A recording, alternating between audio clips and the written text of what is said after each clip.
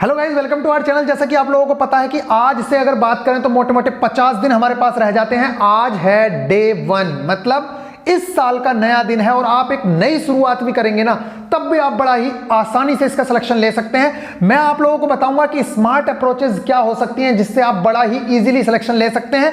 किस सेक्शन से कौन कौन से टॉपिक कवर करके आप अपने अंदर कॉन्फिडेंस बिल्डअप कर सकते हैं और बड़े ही आसानी से आप अपने मार्क्स को इंक्रीज कर सकते हैं। अगर आप इस टाइम पे 45-50 पे भी पढ़े हो तब भी आप बड़ी आसानी से इन 50 दिनों के अंदर 70 पे जा सकते हो। आप खुद सोचो यार, आपको 20 मार्क्स इंक्रीज करना है, कोई बहुत बड़ा काम नहीं है। दूसरी चीज मैं कह रहा हूं कि जो न्यू स्टूडेंट्स हैं जिनको लग रहा था कि भैया क्या हम अभी से स्टार्ट करेंगे सिलेक्शन हो जाएगा, मैं लिख के देता हूं कि बड़े ही आसानी से सिलेक्शन हो जाएगा अगर आप स्मार्ट अप्रोचेस अपनाते हो तो। अभी क्या है, आपको दो तरह के लेक्चर्स YouTube पे भी अवेलेबल होंगे, दो तरह के टीचर्स, दो तरह के स्टूडेंट, हर जगह पे दो तरह के ये लोग मिलेंगे। एक बंदा आपको 8 घंटे में ट्रिग्नोमेट्री करा के देगा, 8 घंटे में नंबर सिस्टम करा के देगा। तो उससे क्या होगा, इस टाइम पे जो बच्चे नए हैं, जो शुरुआत करना चाहते हैं, वो लोगों का मोरल डाउन हो जाएगा। और सही भी है, इस टाइम पे 8-8 घंटे पढ़ने की कोई जरूरत नहीं है। 8 घंटे पढ़ोगे और 1.5 घंटा पढ़ोगे, 1 घंटा पढ़ोगे, दोनों चीजें इक्वली हैं, क्योंकि 8 घंटे पढ़ के जो चीजें आप कर रहे हो वो आपके लेवल की थी भी नहीं। यहां पे मैं आप लोगों को बताऊंगा कि किस तरह से आप अपने अंदर बिल्कुल कॉन्फिडेंस लेके और अपने ऊपर लोड भी नहीं बढ़ने दोगे और सारा का सारा syllabus with in a month इसे कवर कर सकते हो। बाकी हमारे जो टारगेट्स हैं, अगर बच्चे चाहते हैं कि हमारे जो पुराने वाले टारगेट्स हैं उन्हें किस तरह से कवर करोगे, मैं इसके बारे में सारा का सारा चीजें आपको बताऊंगा। बहुत सारे स्टूडेंट्स हैं जो कह रहे हैं कि कंपनी में जॉब करता हूं, उसके साथ किस तरह से करना है, भैया टाइम टेबल क्या होना चाहिए, मैं इन सारी चीजों के बारे में बात करूंगा। फिलहाल आज है 1 जनवरी, तो आप सभी को नववर्ष की हार्दिक शुभकामनाएं। आई होप कि आप सब लोग इस साल के अंत तक बड़े आराम से सारे का सारा सिलेक्शन ले लोगे और सारी की सारी चीजें बहुत अच्छे से हो जाएंगी। अगले साल आप लोगों का बहुत ज्यादा खुशियों से भरा होगा।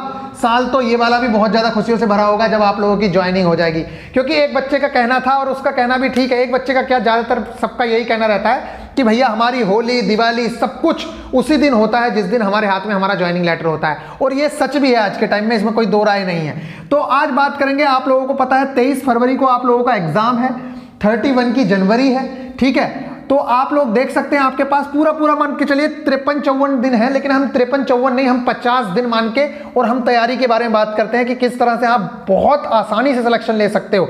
देखो इस टाइम पे मैं बार बार कह रहा हूं, आपको स्मार्ट अप्रोचेस की बहुत ज्यादा जरूरत है।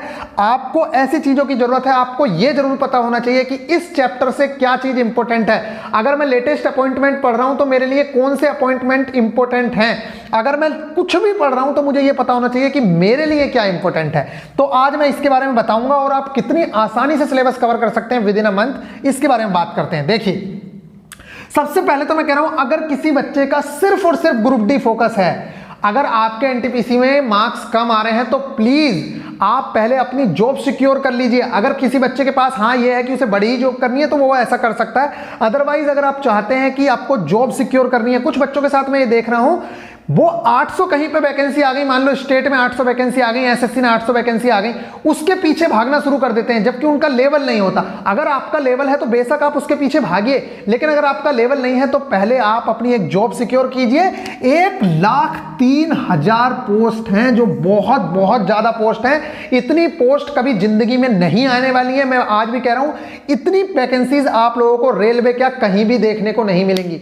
इसलिए ये आपके पास गोल्डन चांस है और अभी इस चांस को मत खो, ठीक है। अगर ये चांस खो गया किसी और वैकेंसी के चक्कर में, जैसे बच्चे पड़े रहते हैं कि भैया स्टेट में आ गई, ये आ गई, 4-5 हजार वैकेंसी, 2,000 वैकेंसी के चक्कर में आप अपनी इतनी बड़ी वैकेंसी को खो देते हो।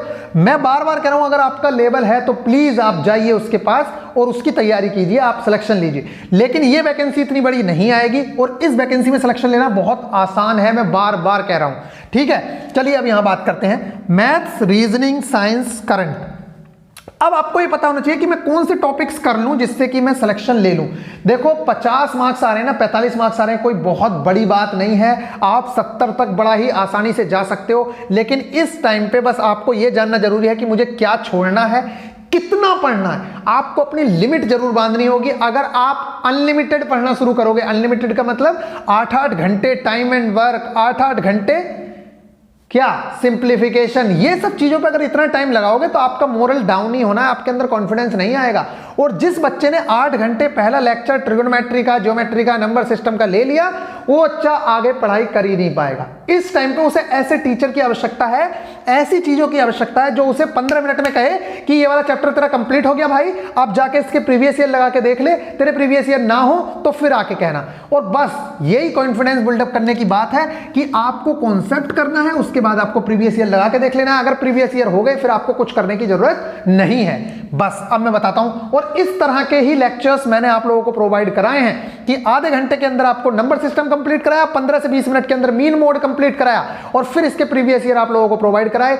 अगर आपके वो हो गए हैं तो आपको इस तरह की चीजें करने की जरूरत है, आपको फालतू पढ़ने की जरूरत नहीं है। चलिए बात करते हैं मैथ्स की।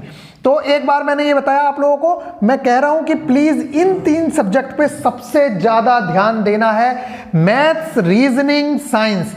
करंट और स्टैटिक की अगर मैं बात करूं तो इसमें कुछ चुनिंदा टॉपिक्स हैं जिन्हें आप पढ़ के चले जाना, आपका सिलेक्शन हो जाएगा। अगर आप इसके पीछे पड़ गए इस टाइम पे, अगर आपका एनटीपीसी का एग्जाम नहीं है तो प्लीज मैं आपसे हाथ जोड़ रहा हूं, इसके पीछे ज्यादा मत पढ़ना। जितना कंटेंट आप लोगों को टेलीग्राम पे प्रोवाइड कराया जा रहा है वो मोर देन इनफ है, उसके अलावा आपको करने की जरूरत भी नहीं है, क्योंकि यहां से किसी को कुछ नहीं पता कि कौन सी चीजें आने वाली हैं। लेकिन फिर भी मोस्ट इंपोर्टेंट जो पहले आती रही हैं या आने के चांसेस हैं, जो हमने देखा है कि कौन सी चीजें इंपोर्टेंट रहती हैं, वो चीजें आप लोगों को लगातार टेलीग्राम पे प्रोवाइड करवाई जा रही हैं। बस उतना कर लेंगे स्टैटिक में तो आपके लिए बहुत बहुत ज्यादा है। फिलहाल मैं बात करता हूं मैथ्स की। देखिए, मैं बार बार एक ही बात कह रहा हूं, मैथ्स में आपको ज्यादा कुछ करने की जरूरत नहीं है। इस टाइम पे आप लोग आरएस अग्रवाल के एग्जाम्पल्स, कौन कौन से चैप्टर इंपोर्टेंट है वो भी बता रहा हूं, आरएस अग्रवाल के एग्जाम्पल प्लस उसके साथ आप 2018 के प्रीवियस ईयर लगा लीजिएगा, आपका काम हो गया। 10 से 15 एग्जाम्पल होते हैं और 10 से 15 प्रीवियस ईयर लगा लो, बस आपके लिए इनफ है वो, उससे ज्यादा क्वेश्चन करने की जरूरत नहीं है।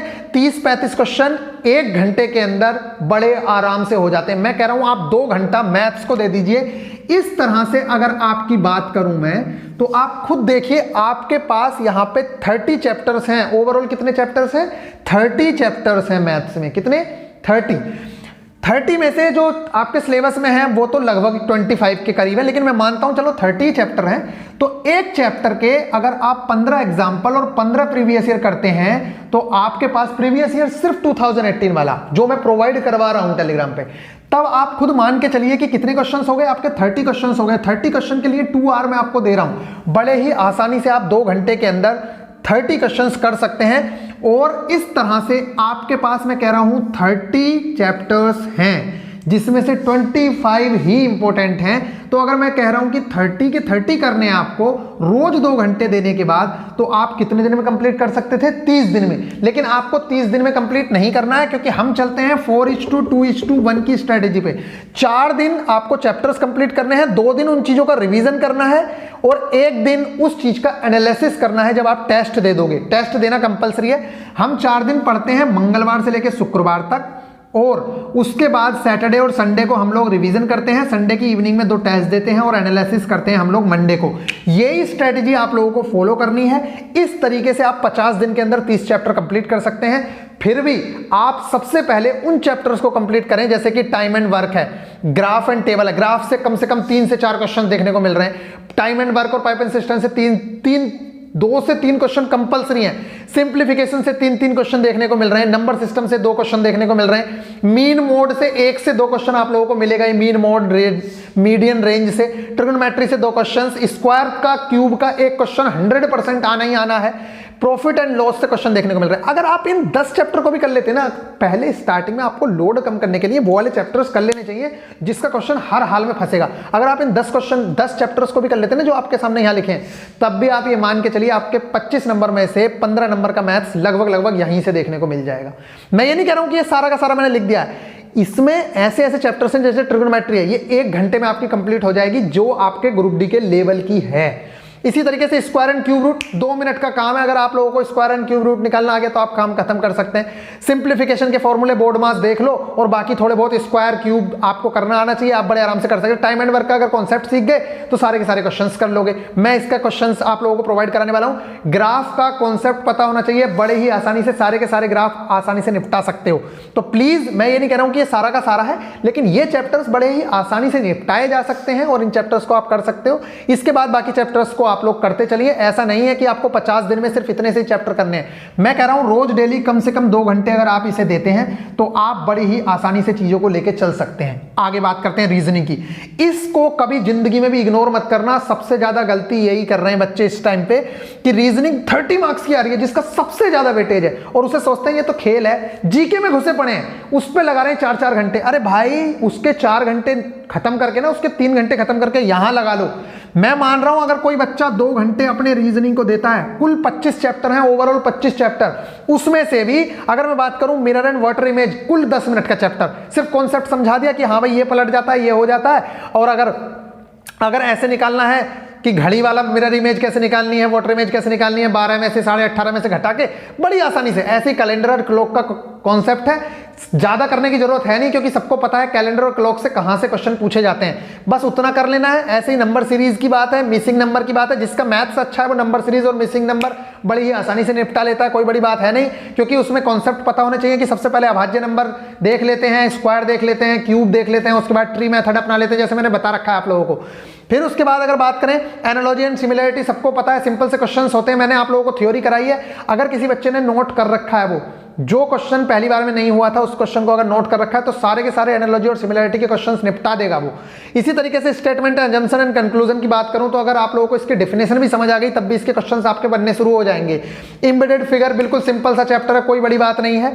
पेपर कटिंग की बात करें, आप लोगों को पता है कितना सिंपल है। क्लासिफिकेशन की बात करें, क्लासिफिकेशन में क्या है, 4 चित्र दे देगा, आपको पूछेगा इनमें डिफरेंस कौन सा है, ठीक है। ऊपर वाला चित्र किसमें समाहित है, एम्बेडेड फिगर में। तो ये चैप्टर्स ऐसे हैं जिन्हें आप 10-10 मिनट के अंदर कंप्लीट कर सकते हैं। तो प्लीज आप लोगों से रिक्वेस्ट है कि घबराइए मत, आपके पास इनफ टाइम है, बहुत बहुत ज्यादा टाइम है। बस आप लोगों को इस टाइम पे ये जरूरत है कि आप कम समय में किस तरह से चैप्टर्स निपटाने हैं। तो मैंने आप लोगों को बताया, मैं टेलीग्राम पे देता हूं, आपको सिर्फ इसके कॉन्सेप्ट करना है, फिर इसके बाद इसका प्रीवियस ईयर लगाना है। 15 से 20 क्वेश्चन प्रीवियस ईयर कर लो, 15 से 20 क्वेश्चन कॉन्सेप्ट वाले कर लो, बस हो गया। इसे 2 घंटे आप लोग दे दीजिए। कितने घंटे? 2 घंटे। अभी बच्चे कहते हैं कि भैया मैं कितना टाइम पढ़ूं, मैं बता रहा हूं, देखो कितनी आसानी से आप लोगों का सिलेक्शन हो गया। आपके ओवरऑल कितने घंटे हो गए? 4 घंटे हो गए। कितने घंटे हो गए? 4 घंटे। ठीक है भैया, लगातार नहीं पढ़ना है, ना यहां 2 घंटे लगातार पढ़ना है, ना यहां 2 घंटे लगातार पढ़ना है। 24 घंटे हैं, कैसे भी करके उसको 2 घंटे देने हैं, लगातार देने की जरूरत नहीं है। 45 मिनट दो, उठ के थोड़ा घूम लो, कुछ कर लो, जो पेपर लिखा हुआ है उसे याद कर लो। और किस टाइम पे याद जल्दी होता है उसके बारे में बात करेंगे। वैसे तो मुझे ऐसा लगता है मॉर्निंग और इवनिंग का टाइम बेस्ट है याद करने के लिए, और वो टाइम हमेशा अपना जैसे कि मैंने आप लोगों को बताया कि रिवीजन के लिए जो बेस्ट टाइम है वो आप लोगों का मॉर्निंग और इवनिंग का टाइम होता है। घूमते रहो, पेपर पे लिखा हुआ होगा, आपके हाथ में नोटबुक होगी, उसे घूमते रहो, ऐसे चलते रहो, कोई दिक्कत नहीं है, चल भी सकते हो आप लोग, आप घूमते रह सकते हो। इवनिंग के टाइम में, मॉर्निंग में बैठ सकते हो अपनी रजाई में, और उन चीज़ों को आप लर्न करो। जैसे कि आपको फॉर्मूलाज याद नहीं होते हैं, आपको स्टैटिक जीके वाला पार्ट है ये, और जैसे कि आप लोगों का साइंस वाली चीज़ें हैं, आप लोगों को फॉर्मूलाज याद करने हैं, केमिकल फॉर्मूला याद करने, ये सब चीज़ों के लिए आपका टाइम मॉर्निंग और इवनिंग का हमेशा होना ही चाहिए, ठीक है। और अगर आप रिवीजन में आपके 2 घंटे भी दे देते हैं ना, आपके लिए बहुत है। अब देखिए यहाँ पे आपका ज़्यादा टाइम नहीं जा रहा है, मैं 2 घंटे इसलिए दे रहा हूं। काम तो आपको क्या लग रहा है कि रीजनिंग के 30 क्वेश्चंस करने के लिए आपको 2 घंटे चाहिए, लेकिन मैं दे रहा हूं कि चलो कर लो, आप 2 घंटे आपके पास हैं। इसके बाद मैं बात करता हूं भाई, और रीजनिंग में मैंने आप लोगों को बता दिया कि कुछ चैप्टर्स ऐसे हैं जो 15-15 मिनट में खत्म हो जाते हैं। तो पहले उन चैप्टर्स को कंप्लीट कर लो जिससे कि आपको लगे कि यार मैंने ये वाला चैप्टर तो निपटा रखा है। सबसे पहले लोड खत्म करना सीख लो बस। अब इसके बाद मैं बात करता हूं साइंस की। तो साइंस में अगर मैं बात करूं 9th की साइंस में, तो फिजिक्स में 5 चैप्टर्स हैं, केमिस्ट्री में 4 चैप्टर्स हैं, और फिजिक्स सबसे ज्यादा इंपॉर्टेंट है। इसी तरीके से अगर केमिस्ट्री में बात करूं, देखो फिजिक्स में हम 5 चैप्टर्स हमारे फिजिक्स के 9th में हैं, और 10th में हमारे 4 चैप्टर्स फिजिक्स के हैं। इसी तरीके से केमिस्ट्री में 4 चैप्टर्स फिजिक्स के हैं, और वो 4 चैप्टर्स केमिस्ट्री के 9th में हैं, और केमिस्ट्री के 5 चैप्टर्स हमारे 10th में हैं। आप लोग ऐसा तो है नहीं कि बिल्कुल बेवकूफ हो, 10th तो आपने किया ही होगा, यहां तक कि बच्चे बीटेक किए हुए हैं। अगर बीटेक और 10th 12th किए बैठे हो ना, तो आपके लिए ये कोई बहुत बड़ी बात नहीं है। एनसीईआरटी बच्चे कंप्लीट कर लेते हैं अपने एक एक दो दो दिन में एक एक चैप्टर, तो दो दो दिन में बड़े आराम से एक एक चैप्टर कंप्लीट कर लेते हैं। या कितने चैप्टर्स है अगर मैं बात करूं तो 9 दूनी 18 चैप्टर्स। कितने चैप्टर है? 18 चैप्टर्स। वैसे वो चैप्टर 1 घंटे का भी नहीं है, मैं आप लोगों से बता रहा हूं 1 घंटे का भी एक चैप्टर नहीं होता है। उसे पढ़ने बैठो आप एक बार एनसीईआरटी को पढ़ के देखो, 1 घंटे में भी, 1 घंटे से भी कम में कंप्लीट हो जाएगा। फिर भी मैं आप लोगों को कह रहा हूं कि आप साइंस को 2 आवर दो। कितने? 2 घंटे दो, क्योंकि 25 नंबर का वेटेज है, बहुत अच्छा खासा वेटेज है। रीजनिंग का वेटेज कम नहीं होना चाहिए। बहुत लोग इसे हल्का समझ के बहुत सारी चीजें इसके नेग्लेक्ट कर देते हैं, मतलब उस पर ध्यान नहीं देते हैं, और इसी वजह से आपके मार्क्स कम रह जाते हैं। रीजनिंग को एक फुल इंपॉर्टेंस देनी है, ठीक है? उसकी प्रैक्टिस करते रहो लगातार। जैसे कि क्वेश्चंस कुछ चीजों की, जैसे नंबर सीरीज की, number series, missing number, analogy and similarity, ये कुछ ऐसे टॉपिक्स हैं, जैसे अजम्पशन एंड कंक्लूजन, ये कुछ ऐसे टॉपिक्स हैं जिनकी आप लगातार प्रैक्टिस करते रहेंगे तो आपको पता रहेगा कि एग्जामिनर को किस तरह से आपको क्वेश्चन देना है, किस तरह का क्वेश्चन आपके सामने आने वाला है। नहीं तो तुम नंबर सीरीज के, मिसिंग नंबर के सारे लॉजिक भूल जाओगे। आपको पता चलेगा स्टेटमेंट, अजम्पशन, कंक्लूजन, आर्ग्यूमेंट्स में कि कौन से में कहां पे क्या आंसर देना है, आपको पता ही नहीं रहेगा। इसलिए इन क्वेश्चंस की रेगुलर प्रैक्टिस होनी चाहिए, ठीक है? और कुछ चीजें ऐसी हैं जिनके एक बार कॉन्सेप्ट पढ़ लिया तो खत्म, तो उससे भले ही हो सकता है, लेकिन इन चीजों की आपको रेगुलर प्रैक्टिस चाहिए। इसलिए रीजनिंग का टाइम कभी बर्बाद मत कर देना। अब मैं बात करता हूं फिजिक्स और केमिस्ट्री का वेटेज है 16 से 18 नंबर का। कितने का? 16 से 18 नंबर की आती है। बायो ग्रुप डी के अंदर बहुत कम आती है, ठीक है? फिर भी मैं कह रहा हूं कि बायो को हमें फुल इंपॉर्टेंस देनी है। उसके अलावा अगर यहां पे देखें तो हमारे पास, मैं एक चैप्टर को अगर 2 दिन देता हूं, एक चैप्टर को अगर 2 दिन देता हूं तो मेरे पास 18 चैप्टर्स हैं। 18 दूनी 36 दिन में ये सारी चीजें कंप्लीट हो सकती हैं। लेकिन नहीं, मैं कह रहा हूं आप 50 दिन में कंप्लीट करो। कितने दिन में? 50 दिन में। कैसे? 4:2:1 की स्ट्रेटेजी में, क्योंकि 4 दिन ही आप पढ़ोगे, 2 दिन आपको रिवीजन के लिए भी दे रहा हूं मैं। 4 दिन में कितने चैप्टर्स कंप्लीट कर लोगे आप? 4 दिन में कितने चैप्टर्स कंप्लीट कर लोगे? 2 चैप्टर्स। और फिर उन्हें अगले 3 दिन तक रिवीजन करना है, जो आपकी 4:2:1 की स्ट्रेटेजी है। मैं बता चुका हूं कैसी स्ट्रेटेजी है। जिस स्ट्रेटेजी पे हम लोग चलते हैं, हमारे बच्चे सिर्फ 4 दिन पढ़ते हैं और 2 दिन वो रिवीजन करते हैं, क्योंकि मेरा मानना यह है कि रिवीजन के बिना सिलेक्शन नहीं हो सकता किसी भी स्टूडेंट का, ठीक है? इसलिए हम रिवीजन को इतनी ज्यादा इंपॉर्टेंस देते हैं। तो प्लीज आप लोगों के पास ये वाली चीजें हो गई। इसके पैरेलल में हमारी बायोलॉजी चल रही है और मैं आप लोगों को भी करा रहा हूं। बायोलॉजी के जितने भी इंपॉर्टेंट टॉपिक्स हैं, या फिजिक्स और केमिस्ट्री में एनसीईआरटी के अलावा जो चीजें बच रही हैं, जहां से क्वेश्चंस पूछे जाते हैं, उन्हें मैं छोटे छोटे टॉपिक्स के रूप में आप लोगों को प्रोवाइड करवाता रहता हूं टेलीग्राम पे। एक बार टेलीग्राम विजिट कर लो, वीआईपी गुरुजी ऑफिशियल के नाम से टेलीग्राम चैनल है, लिंक नीचे दिया जाता है। बायो की अगर मैं बात करूं तो बायो में अगर किसी से कुछ भी नहीं हो रहा है ना, किसी से कुछ भी नहीं हो रहा, मान लो उसे लग रहा है कि बायो हार्ड लग रही है, तो आप सब लोगों से रिक्वेस्ट है कि प्लीज ह्यूमन वाला पोर्शन जरूर कर लेना। ह्यूमन के जितने भी सिस्टम हैं, ठीक है, चाहे वो पाचन तंत्र हो, चाहे वो श्वसन तंत्र हो, चाहे परिसंचरण तंत्र हो, ये जितने भी सिस्टम हैं, 6 से 7 वीडियोस हैं जो मैंने आप लोगों को प्रोवाइड करवा रहा हूं। 2-3 वीडियोस हो चुकी हैं। इस तरह से आप लोगों की और वीडियोस भी मैं प्रोवाइड करा रहा हूं। इसके अलावा विटामिन और रोग, कि किस चीज से कौन सा रोग होता है, बस इतना कर लेना, आपके 3 से 4 नंबर के क्वेश्चन फंस जाएगा उसमें। 7 नंबर की बायोलॉजी आएगी तो उसमें 3 से 4 नंबर के क्वेश्चन वहीं से फंस जाएंगे, अगर ज्यादा भी नहीं करना है तो। ये है स्मार्ट अप्रोच। अब बच्चे क्या करते हैं, फालतू की चीजें पढ़े जा रहे हैं, पता नहीं क्या क्या पढ़ रहे हैं कि ये भी वो भी। पहले ह्यूमन वाला सिस्टम कंप्लीट कर लो। मैं बार बार कह रहा हूं, ये रहा बायो का सेक्शन, ठीक है? स्टैटिक और करंट की बात करें, देखो इस टॉपिक को साथ में लेके चलना है सबके, ठीक है? ऐसा नहीं है कि भाई इस टॉपिक में क्या है, अवार्ड, कुछ अवार्ड्स जितने भी हैं, लेटेस्ट अपॉइंटमेंट कितने हैं वो आप लोगों को पता है। इंपॉर्टेंट स्पोर्ट्स जितने भी हो रहे हैं, जैसे कि स्पोर्ट्स में चलो ओलंपिक को डाल लेते हैं, आईपीएल को डाल लेते हैं, वर्ल्ड कप को डाल लेते हैं, फीफा को डाल लेते हैं, ये जितने भी बड़े बड़े इवेंट होते हैं, इनके बारे में आप लोगों को पता होना चाहिए। कौन सा प्लेयर किस खेल से संबंधित है ये पता होना चाहिए, उस प्लेयर की स्टेट क्या है ये पता होना चाहिए। गोल्ड जिन्हें मिला है उनके तो आपको नाम पता ही होने चाहिए, किसे अर्जुन पुरस्कार मिला है, किसे राजीव गांधी खेल रत्न पुरस्कार मिला है, ये सब चीजें आप लोगों को पता होनी चाहिए। तो ये मैंने बता दिया है। कुछ बुक्स इंपॉर्टेंट जो लिखी गई हैं अभी लेटेस्ट, वो आप लोगों को पता होना चाहिए। इसरो डीआरडीओ के मिशन क्या क्या है, अपॉइंटमेंट मैंने बता दिया। लेटेस्ट हॉट टॉपिक्स जितने भी रहते हैं, जैसे आर्टिकल 370 रहा, किसानों वाला बिल का मुद्दा रहा, कोरोना वाला मुद्दा रहा, ये वाले कुछ मुद्दे आप लोगों को पता होने चाहिए। इसके अलावा स्टैटिक में कुछ नदियां, कौन सी नदी के किनारे कौन सा नगर बसा हुआ है, कौन सी झील कहां पे है, ठीक है, कौन सा पार्क कहां पे है, कहां का कौन सा नृत्य है, ये वाला टेंपल कहां पे है, इतनी चीजें आप लोगों को पता होनी चाहिए। इसके अलावा अगर आपको बात करनी है हिस्ट्री में, तो जैन धर्म, बौद्ध धर्म आप लोग पढ़ लेना, बस ज़्यादा पढ़ने की जरूरत नहीं है। मुगल पढ़ने हैं, मुगल, और इसके अलावा कौन सा युद्ध कहाँ पे और किस सन में हुआ है, ये चीज़ें आप लोगों को पता होनी चाहिए। इतना भी अगर आप कर लेते हो, देखो मैं इस वाले सेक्शन को इसलिए ज़्यादा इग्नोर करता हूँ, इस चीज को मैं इसलिए इग्नोर करता हूं, इग्नोर नहीं कर रहा हूं, जिसके बंदे के 70 मार्क्स है ना उसको इस चीज पे बहुत बहुत ज्यादा ध्यान देना है, लेकिन जिस बंदे के 40-45 मार्क्स हैं यार उसको सिलेक्शन पहले ज्यादा इंपॉर्टेंट है। उसका अगर सिलेक्शन ही नहीं होगा तो इस चीज को पढ़ के क्या करेगा। इसलिए मैं कह रहा हूं कि आपको ये वाला जो पोर्शन है ये आपके लिए मोस्ट इंपॉर्टेंट है, इससे ज्यादा इंपॉर्टेंट आपके लिए कुछ नहीं है। तो प्लीज अगर आप यहां पे 1 घंटा भी दे रहे हैं तो आपके लिए मोर देन इनफ है। तो ओवरऑल कितना टाइम हो गया, 2 घंटा आप मैथ्स को दे रहे हैं, 2 घंटा आप रीजनिंग को दे रहे हैं, साइंस को आप 2 घंटा दे रहे हैं, स्टैटिक करंट को दे रहे हैं 1 घंटा, ठीक है। इस तरह से आपके 7 घंटे हो गए। और मैं कह रहा हूं मॉर्निंग का 1 घंटा और इवनिंग का 1 घंटा आप, या मॉर्निंग का आधा घंटा और इवनिंग का आधा घंटा रिवीजन के लिए दें डेली, और बाकी 2 से 3 दिन तो आपके रिवीजन के हैं। अब आप बताइए क्या आप अपने पूरे 24 घंटे में रोज डेली 7 से 8 घंटे पढ़ाई के लिए नहीं निकाल सकते हो? अगर नहीं निकाल सकते हो इस टाइम पे भी, तो आप इस चीज के सिलेक्शन के हकदार नहीं हो। अगर आपके 70 मार्क्स आ रहे हैं तो आप बेशक 2 घंटे पढ़िए, 3 घंटे पढ़िए, कोई दिक्कत नहीं है। लेकिन अगर आपके 50 मार्क्स आ रहे हैं तो आपको 7 से 8 घंटा इस टाइम पे देना ही पड़ेगा, क्योंकि बच्चे बहुत ज्यादा पढ़ रहे हैं। इसलिए आपको अगर उन्हें फाइट करना है तो आप लोगों को भी पढ़ना ही होगा। अब मैं बताता हूं मार्क्स लाने का सबसे अच्छा तरीका है क्या। देखो, जितना आपने पूरे हफ्ते पढ़ा उसको 2 दिन जरूर से जरूर रिवाइज करो। 2 दिन कुछ नया मत पढ़ो, आप उनके चक्कर में मत पढ़ो जो 7-7 दिन 8-8 दिन पढ़ा रहे हैं आप लोगों को, रिवीजन भी वो खुद ही करा रहे हैं। तो आप क्या करोगे फिर? आपने जो नोट्स बनाए उन्हें कौन पढ़ेगा फिर?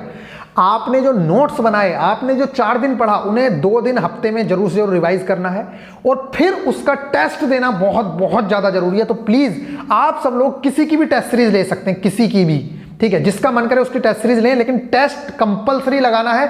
हर हफ्ते कम से कम 2 से 3 टेस्ट आपको लगाने हैं, ठीक है। तो 2 टेस्ट आप लोगों को लगाने हैं, 1 सैटरडे को लगा सकते हो, 1 संडे को लगा सकते हो, या 1 सैटरडे को लगा सकते हो, 2 संडे को लगा सकते हो, जैसा आपका मन हो वैसा कर सकते हो, ठीक है। तो टेस्ट सीरीज कंपलसरी है। अगर आप चाहते हो टेक्स्ट बुक की टेस्ट सीरीज लगाना तो उसमें आपके पास बेनिफिट्स हैं कि भाई 5 लैंग्वेजेस में वो टेस्ट सीरीज मिलती है, बाकी चाहे तमिल हो चाहे कुछ हो। दूसरा, सारी स्टेट्स के स्टूडेंट के साथ आपको फाइट करने का मौका मिल रहा है, क्योंकि वहां पे मिलियंस ऑफ स्टूडेंट्स क्या है, रजिस्टर हैं। तो आप लोग जरूर से जरूर वहां पे जाके देख सकते हैं। और आज का तो ऑफर है उनका कि इस टाइम पे अगर आप लोग जाते हैं तो आज, वैसे वो कल रात ही एंड हो रहा था, लेकिन अभी है 18 महीने के लिए आपको टेस्ट सीरीज मिल रही है 280 रुपीज में। जैसे ही आप कूपन कोड लगाते हैं GSP10 तो आपको ये 280 रुपीज में मिल जाएगा 18 महीने के लिए। ऊपर से एक कार है जो इन 3 दिनों में 30, 31 और 1 तारीख को जिन लोगों ने भी टेस्ट सीरीज परचेज की है उनमें से कोई एक लकी विनर होगा जिसको वो कार गिफ्ट करेंगे, उसे चूज करेगा कंप्यूटर सॉफ्टवेयर, ठीक है। तो ये आप लोगों के सामने सारी चीजें थी। अब बच्चे जो कह रहे हैं कि भैया कि किस तरह से मुझे पुराने टारगेट्स मुझे कंप्लीट करने हैं, तो मैं आप लोगों को बता देता हूं कि पुराने टारगेट्स कंप्लीट करने का तरीका यही है कि आप जो अभी लेटेस्ट टारगेट्स चल रहे हैं उन टारगेट्स को कंप्लीट करते चलिए रेगुलर, जितने भी टारगेट्स आपको दिए जा रहे हैं। उसके साथ साथ जैसे कि आप लोगों को 4 दिन ही तो पढ़ना है, मेरे टारगेट 4 दिन जाते हैं, 2 दिन आप फ्री रहते हैं, तो उन 2 दिनों में आप पुराने टारगेट्स को धीरे धीरे कंप्लीट करते चलिए। बस मिलेंगे फिर नेक्स्ट वीडियो में, तब तक के लिए बाय। बस इतनी चीजें थी। जो भी न्यू स्टूडेंट है अगर प्लेलिस्ट नहीं देखी है तो प्लीज प्लेलिस्ट जरूर देख लें। सबके पास हार्ड कॉपी में सिलेबस होना चाहिए, बुक्स आपके पास हार्ड कॉपी में होनी ही चाहिए। चलिए मिलते हैं फिर नेक्स्ट वीडियो में, तब तक के लिए बाय।